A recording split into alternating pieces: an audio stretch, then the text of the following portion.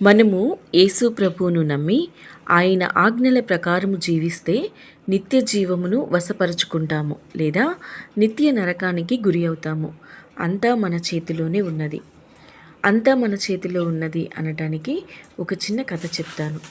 ముందుగా ఇర్మియా గ్రంథము 21:8 జీవ మార్గమును మరణ మార్గమును నేను మీ ఎదుట పెట్టుచున్నాను అని వ్రాయబడి ఉంది. అల్ఫ్ పర్వత ప్రాంతాలలో ఒక మహాజ్ఞాని ఉండేవాడు. ఆయన గ్రామములోనికి వచ్చి అక్కడ ఉన్న ప్రజలతో మాట్లాడేవాడు. వారి సమస్యలకు సమాధానం చెప్పి పరిష్కరించేవాడు. ఏమి చేస్తే వారి కష్టములు తీరుతాయో చెప్పేవాడు.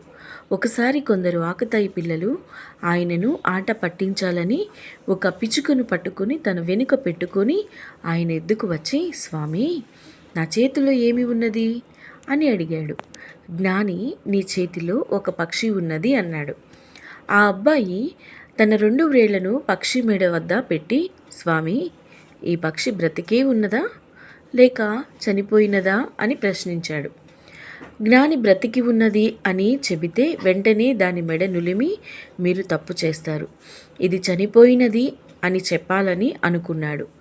ఒకవేళ చనిపోయిందని చెబితే చేతులు తెరిచి ఇది బ్రతికి ఉన్నది అని చెప్పాలని ఆశించాడు.